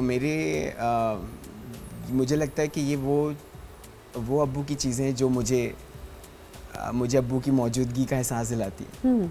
अब्बू को अब्बू की शक्लें मुझे उन लोगों में दिखती हैं, स्पेशली इन माय ब्रदर, भाई अदील के, क्योंकि अदील का बोलना और अदील का बिहेव करना, पार्टिसिपेशन जो है घर के अंदर, वो मुझे बहुत कभी कभी अब्बू की याद दिलाती है। बहुत याद दिलाती है। और मैं ऑब्वियसली जब आपकी बहनें होती हैं या माँ होती है और वो पैरालाइज होते हैं, तो फिर आप उनसे थोड़ा सा छुप के आप वो रोते हैं। कितनी एक और रिस्पॉन्सिबिलिटी बढ़ जाती है जब आपके वालिदैन में से कोई एक चला जाए, ख़ास तौर पे घर का सरबरा जो वालिद साहब होते हैं। भाइयों में भी कहीं इख्तलाफ आने लगता है, तो क्या आप उन चीज़ों को दोनों मिलके कर लेते हैं? नहीं, कभी भी नहीं। नहीं हुआ ना? अल्लाह ताला का बड़ा करम है आमना कि हमें एक तो लोग जिसे बोलते हैं यतीम, तो यतीमी का कभी एहसास नहीं होता, क्योंकि अब्बा ने मुझे लगता है कि हर पेरेंट को अपने बच्चों को उस तरह से पालना चाहिए कि अगर उनमें से कोई एक भी चला जाए तो उनको ये ना सुनने के लिए मिले कि यतीम है। सो अब्बू के बाद हमें अब्बू की ज़िंदगी में भी और अब्बू के बाद भी कभी भी ऐसा नहीं हुआ कि अदील या मैं किसी बात पे वो मेरी बात को अंडरस्टैंड नहीं कर रहे, और वो भी इसी फील्ड के अंदर हैं, वो भी जानते हैं सब कुछ।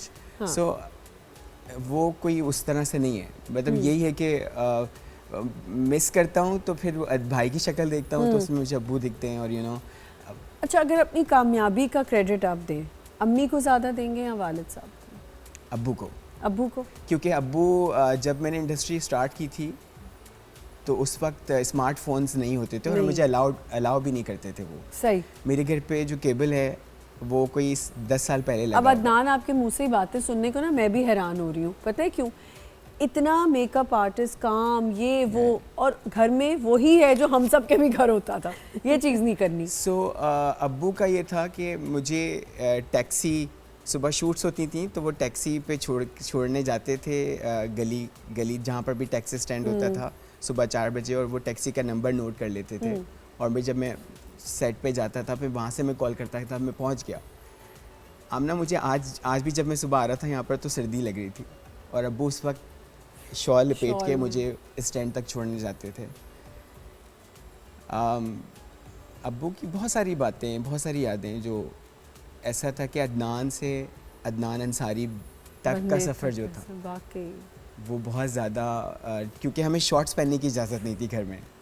ओह या सो शॉर्ट्स पहनना मुझे अब्बा ने परमिशन दी थी कि आप पहन सकते हैं, क्योंकि जॉइंट फैमिली सिस्टम था और उस टाइम पे आप नहीं शॉर्ट्स पहन सकते थे कि घर में कज़न्स भी हैं या घर में बहनें भी हैं। और उस वक्त हमको ज़रा सा फ्री टाइम उन्होंने नहीं दिया कि स्कूल से आते थे। और हाँ, मुझे अपने टीचर की जो शक्ल है वो 12-13 घंटे में देखता था, क्योंकि जो हमें स्कूल पढ़ाते थे वही थे, जो हमें ट्यूशन पढ़ाते थे वही थे, और जो हमें कुरान पढ़ाते थे वही थे, और वो मेरे बिल्कुल घर के सामने रहते थे।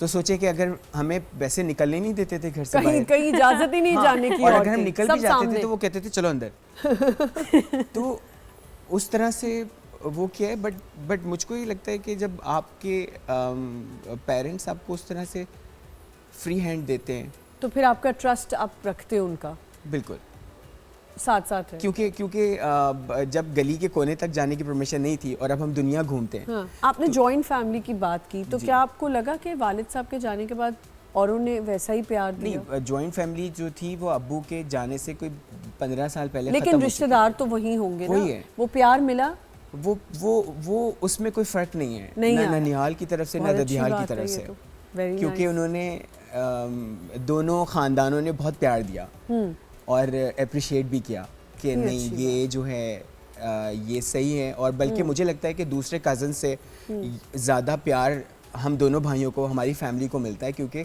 उनको पता है कि इनके पेरेंट्स ने बहुत सेंसिबिलिटी के साथ पाल लिया इनको और एक मुकाम पे लेके आए। हम नए सुनने वालों को पेरेंट्स के लिए क्या करना चाहिए कि पेरेंट्स अगर कोई चीज़ कह रहे हैं तो उनकी बात सुनना। आप अपनी अम्मी को, क्योंकि आप मीडिया में भी हो, देखो मीडिया में जब इंसान आ जाता है कॉन्फिडेंस और हो जाता है कि अम्मी आपको नहीं पता, क्या आप अम्मी की बात सुनती हैं? मैं तो बिल्कुल सुनती हूँ, और ऐसा होता है कि कभी मैं कोई बात नहीं मानती ना, मुझे नुकसान हो जाता है। हाँ। तो मुझे इस चीज़ का बहुत अच्छे से आइडिया, अगर मैंने नहीं मानी तो मेरा ही लॉस होना है। तो मैं तो मानती हूँ, कभी ऐसा होता है मैं कहती नहीं तुम ये पहन लेती, तुम ये कर लेती, मैं कहती नहीं नहीं आप रहने दें, मुझे सही लग रहा है, मैं कभी ऐसे कह देती हूँ।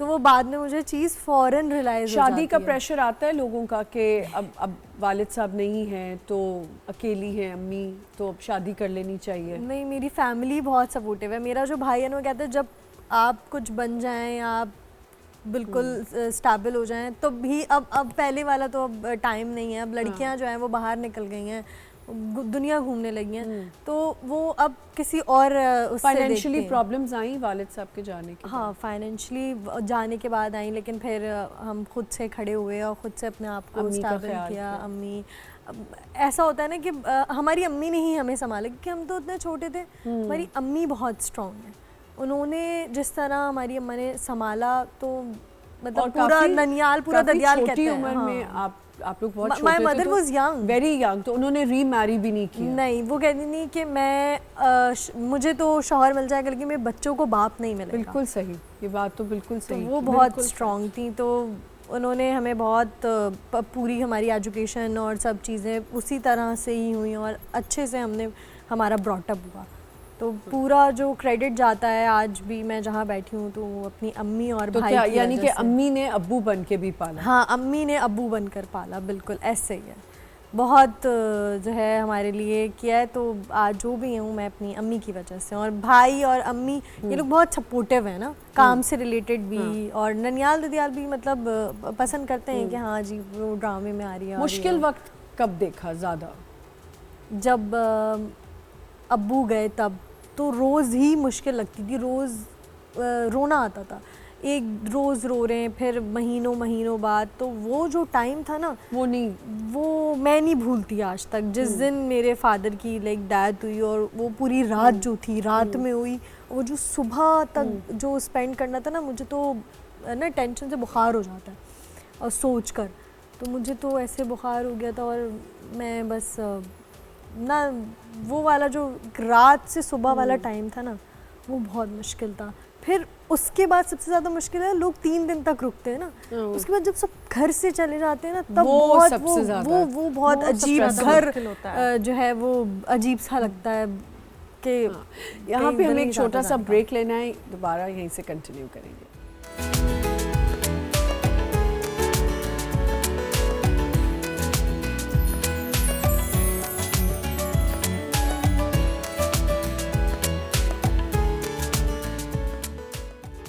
Welcome back once again. हमारे साथ यहाँ पे अदनान अंसारी मौजूद हैं, रमशा हैं, हमारे साथ हमारी साइकोलॉजिस्ट हैं। मैंने कहा कि आप ग्रीफ को कैसे हम ओवरकम की तरफ चले जाते हैं, कि ग्रीफ तो है, ओवरकम भी किया जाता है, उससे कोप अप करना कैसे? देखें, ग्रीफ को कॉप अप करने में हमें बहुत टाइम लगता है। इनिशियली मैं टाइम तो पीरियड बता चुकी हूँ, बट अगर हम ये देखें कि उसको कैसे ख़त्म करना है, तो हमें स्केजुलाइज करना है अपनी रूटीन वर्क्स को। हमें बेशक याद आएगी अपने पेरेंट्स की, हमें अपने रिलेटिव्स जो भी लव्ड वन हमारे पास से चले गए हैं, बट कोशिश ये करें कि जब जब आपको याद आए तो आप उनको पढ़ के कुछ बख्श दें, ठीक है? उससे आपको सुकून भी मिलेगा। और इसके साथ साथ व्हेन यू स्टार्ट फीलिंग कि नहीं बहुत ज़्यादा ड्राउजीनेस हो रही है या आज काम करने का दिल नहीं चाह रहा है, सो अपने आप को ना थोड़ी सी ब्रेक देते हैं, ठीक है। मी टाइम के ऊपर आएँ, और उस मी टाइम में आप कुछ अच्छे मौके जो आपके अपने वालिदैन के साथ लिख लें, लिख भी सकते Journaling हैं, कर लें। बिल्कुल जर्नलिंग कर लें, ग्रेटफुलनेस जर्नी अपनी स्टार्ट कर दें, हीलिंग जर्नी स्टार्ट करें। इसके साथ साथ what you can do is कि अपने आप को याद दिलाएं वो मौके, वो लम्हे जब आपने अपने लव्ड वन के साथ गुजारे थे। That will absolutely give you a boost up in your body. एक रिलैक्सेशन आना शुरू हो जाएगी, एक सुकून की लहर कि अच्छा यार इतना टाइम तो गुजारा था, इतना ये सब कुछ तो किया था। देखिए अल्लाह ताला ने सबकी ज़िंदगी में एक एक चैप्टर रखा है। जब आपके पेरेंट्स का एक चैप्टर कंप्लीट हो गया, दैट्स ओवर। जैसे हम बुक खरीदते हैं ना, एक बुक में बहुत सारे चैप्टर्स होते हैं, कुछ अच्छे होते हैं, कुछ बुरे होते हैं। जो बुरे चैप्टर्स हैं तो मैं उसको ऐसे रिलेट करूँगी कि हमारे पेरेंट्स या हमारे लव्ड वन वहाँ से चले गए, बट उस चैप्टर के बाद जो एक नया चैप्टर आ रहा है वो कौन देखेगा? अल्लाह ताला ने ये भी तो कहा है ना कि हर रात के बाद सवेरा आएगा।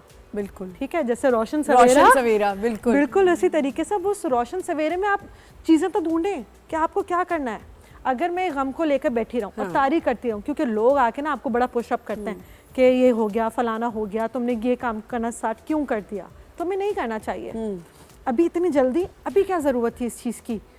डॉक्टर साहब एक और चीज़, जैसे अभी अदनान आपने मुझे बताया कि आप 5 बहनों के बाद आप पैदा हुए, तो मैंने कहा कि बहुत लाडले होंगे, इन्होंने कहा नहीं मैं बिल्कुल भी लाडला नहीं था, तो लाड भी नहीं दिया इतना अब्बा जान ने? नहीं लाड दिया, बट हाँ। वो जैसे होता है कि ये 5 के बाद पैदा हुए हैं तो फिर इनको उसी तरह से रखना, सही वो सही, नहीं था कुछ ठीक है। उस तरह से, ना अम्मा की तरफ से ना अब्बा की तरफ से। आपको लगता है कि हम पेरेंट्स बहुत ज़्यादा आजकल, जो पेरेंट्स बहुत ज़्यादा अवेलेबल हैं बच्चों के लिए, उनकी हर प्रॉब्लम में उनके लिए सामने खड़े हो जाते, शील्ड है उनकी, इतना ज़्यादा करना चाहिए? इन्होंने कहा करना चाहिए, आप क्या कहती हैं? नहीं, देखें तवाज़न जो है ना, बैलेंस होना बहुत ज़्यादा बहुत ज़रूरी है।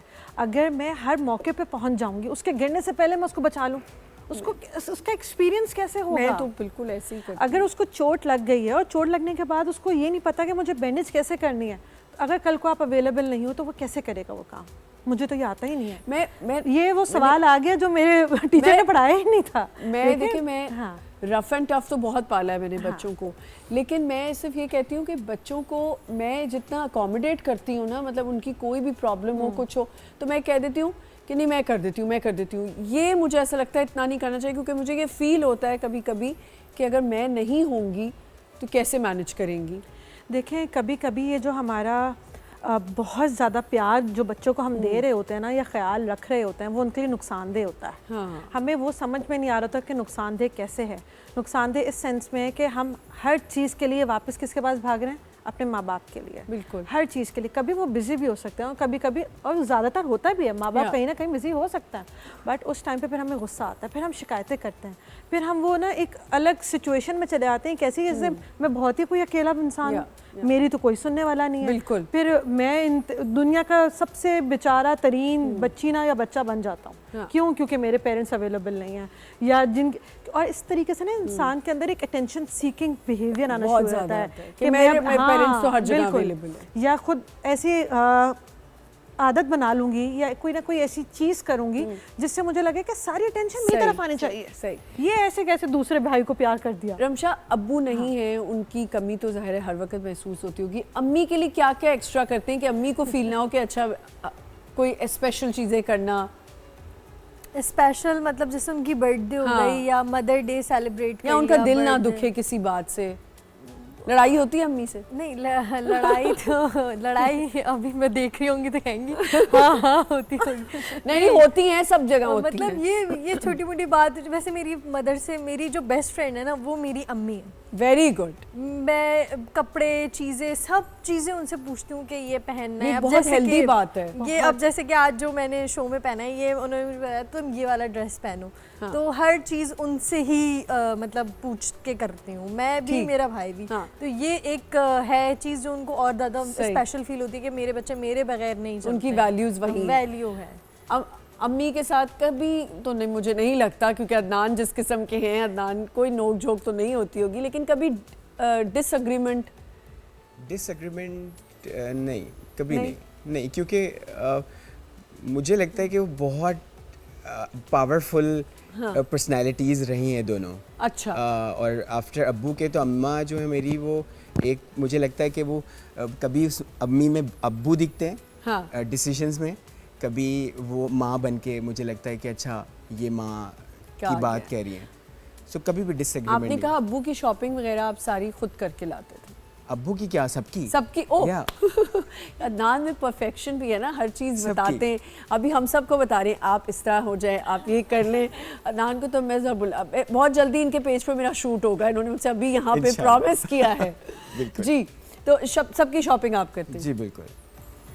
अब्बू के इंतकाल से 4 हफ्ते पहले एक्चुअली मैंने शॉपिंग की अब्बू की, और वो उन्होंने पहनी भी नहीं। तो वो रखी हुई है चीज़ें? अब वो रखी हुई, जब अब्बू की बरसी थी तो मैंने वो, मेरी बहनों ने रिक्वेस्ट की कि आप ये पहने, तो मुझे ये था कि मैं इसको सेफ़ रखूँगा और मेरी शादी जब होगी इंशाल्लाह। तो फिर मैं इसको यूज़ करूँगा। ठीक। सो लेकिन मैंने पहना, वही वाली बात है कि कभी कभी आपको ये रियलाइज़ करना ज़रूरी है कि आप, और वो माँ बाप देखें कितना अल्लाह का सिस्टम कितना स्ट्रॉन्ग है कि अल्लाह आपके माँ बाप से ही वो रियलाइज़ करवाते हैं कि जो प्यार करता है वो छोड़ भी सकता है। बिल्कुल बिल्कुल। सो बहुत और देखिए ये भी तो एक तरह आप आई एम श्योर आप पढ़ के भेजते भी होंगे बिल्कुल। उनको, और सदका जारिया होता है, लेकिन उनको याद करना ये भी एक दुआ ही जारी है ना उनको कि मेरे बच्चे मेरे लिए इतना अच्छा सोच रहे हैं। मेरी हमेशा से रही है, जब भी मैं अब्बू के पास जाता हूँ तब अब्बू की सराउंडिंग में जितनी भी कब्रें हैं तो वो सारे सैयद लोगों की है। ओह, तो मैं जब भी कब्रिस्तान जाता हूँ तो मैं फिर उनको बोलता हूँ कि आप मेरे अब्बू का ख्याल रखिएगा। अरे So, sweet. बिल्कुल। Anan, thank you so much for joining us. मैं चाहूँगी कि नए जो भी बच्चे हमें देख रहे हैं, बेटे बेटियाँ, उनके लिए क्या मैसेज देना चाहेंगे? मैसेज उनके लिए यही है कि जब भी माँ बाप जो हैं वो एक गुलदान की मानंद होते हैं, और उस गुलदान के अंदर जो फूल हैं उनकी हिफाजत करें, क्योंकि अगर ये फूल मुरझा जाएंगे तो कभी भी आपको इनकी खुशबू मुयसर नहीं होगी। रमशा, आप क्या कहना चाहेंगे? मैं यही कहूँगी कि जितना टाइम आप लोग अपने पेरेंट्स के साथ स्पेंड कर सकते हैं। अम्मी देख रही हैं, सब सच बोलना। हाँ देख रही हूँ, मुझे पता है। हाँ। मैं सच ही बोल रही हूँ। जितना टाइम मैं स्पेंड करती हूँ, काफ़ी टाइम ना, मतलब शूट के बाद भी कभी हम बाहर चले गए time आउटिंग पे, spend सिर्फ करें, अम्मी quality के साथ। time। हाँ, क्वालिटी टाइम स्पेंड करती हूँ अम्मी के साथ। तो जितना टाइम आप स्पेंड कर सकते हैं ना अपने पेरेंट्स के साथ, स्पेंड करें और उनसे सीखें, उनके साथ। वो ये होता है ना कि आप किसी दोस्त के साथ रहोगे तो वो एक अलग चीज़ है, अपनी अम्मी या अपने अब्बू के साथ रह के कुछ और चीज़ें सीखोगे। बड़ों के साथ रहो हमेशा, अगर कुछ लाइफ में बनना है, कुछ करना है ना, तो हमेशा अपने इससे बड़ों के साथ हो। तो ये है जी डॉक्टर। सो पेरेंट्स के साथ ना आपको बी अ फ्रेंड वाला रिलेशनशिप बना लें, तो उसमें आप अपनी आसानी से हर बात को शेयर कर सकते हैं। एक अच्छा सा बॉन्ड भी बन Comfort जाएगा। zone दें बिल्कुल उनको, कंफर्ट जोन में ले आए उनको, और जब वो ओल्ड एज में आ जाना तो अपने मी टाइम में उनको शामिल कर लें। बिल्कुल सही। उनके बिल्कुल साथ सही। बैठें, उनके जो एक्सपीरियंस थे ना, तजुर्बे, उससे सीखें और उनको बताएं कि अब्बू आज ये गलती हो गई, अम्मी आज ये हो गया। तो इससे क्या होगा कि दे हैव अ सेंस कि यार मुझसे जुड़े हुए हैं, मुझसे कोई बात छुपाई नहीं जा रही है। Thank you so much for joining अस। और आज जो हमने डिस्कशन की, आपको मज़ा आया होगा, क्योंकि हमने पेरेंट्स की मोहब्बत और पेरेंट्स को अपने करीब रखना और उनकी इज़्ज़त करना, उनकी वैल्यू रखना, ये लड़ाई झगड़े होते हैं, आर्ग्यूमेंट्स होते हैं। मैं सिर्फ ये कहना चाहती हूँ कि जैसे उन्होंने कहा फ्रेंडली रहें, लेकिन इतना ज़्यादा बच्चों को अपने क्लोज़ ना करें कि कल को अगर आप ना हो तो आपके बच्चों को ज़्यादा तकलीफ़ ना हो। और एक और चीज़ हमारे यहाँ बहुत देखा जाता है कि जब वालिदैन बूढ़े हो जाते हैं और ज़ाहिर थोड़े बच्चे बन जाते हैं, तंग करते हैं, मैंने बहुत देखा है लोग जाके उनको कहीं ना कहीं छोड़ आते हैं। मेरा कहना ये कि ठीक है, आपके पास टाइम नहीं है, एक वक्त का खाना अपने माँ बाप के साथ ज़रूर खाएं, उनके साथ बैठें, थोड़ी देर बात करें, कंप्लीट फैमिली एक साथ बैठे, अपने पेरेंट्स को टाइम इस तरह दें कि चलें एक वक्त का खाना खा लें। और उनके साथ मैं तो बीच बीच में जाती हूँ, पापा के साथ थोड़ी देर बैठती हूँ, बातें करती हूँ, गप्पे मारती हूँ, कोई इंटरव्यू आता है वो दिखाती हूँ, एक चीज़ अगर वो बार बार कह रहे हैं तो उन पर थोड़ा सा वो भी हो जाती हूँ। लेकिन कोशिश ये करें कि अगर आप नहीं घर में टाइम इतना दे सकते, देखें बेड रिडन माँ बाप हैं, उनको आप बाथरूम नहीं ले जा सकते, अगर माँ है तो बेटा नहीं कर सकता, बेटी है तो बाप के लिए नहीं कर सकती, कोशिश करें कि अपने ही घर में ऐसी माहौल कर लें कि उनको अपने साथ रखें, अटेंडेंट रख सकते हैं, उनको अपने करीब रखने की कोशिश करें। हम भी छोटे थे तो हम 10 चीज़ें ऐसी करते थे, हमारे माँ बाप बार बार इग्नोर करते थे और हमें संभालते थे, तो हमें भी यही करना चाहिए। अपना बहुत ख्याल रखिएगा, हमारे चैनल को, यूट्यूब चैनल को सब्सक्राइब करें और हमें अपने कमेंट्स दें। इंशाल्लाह कल मिलेंगे। खुदा हाफ़िज़।